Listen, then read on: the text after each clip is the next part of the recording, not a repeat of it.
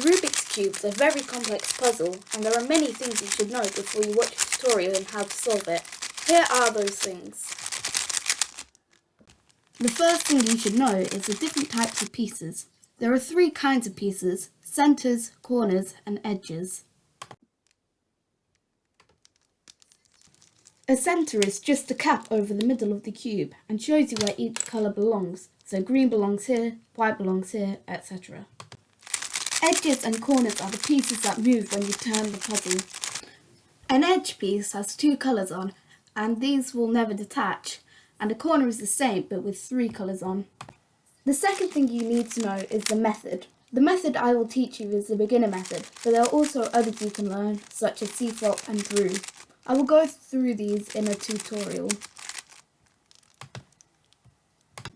The first step is to solve the white cross with all the edge pieces in the correct centerpiece, and then solve the rest of the corner pieces 4 times around the cube,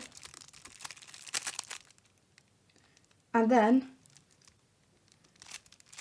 solve the second layer like this.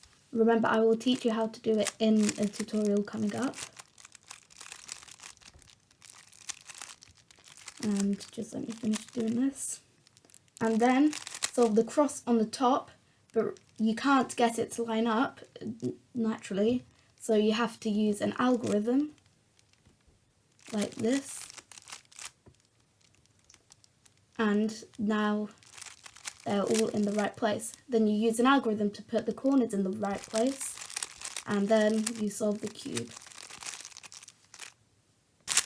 Any cube that turns fast and can corner cut is okay, but as a rule of thumb, if it's stiff, or if it was bought from Toys R Us or anything like that, or if it says Rubik's on, it isn't good.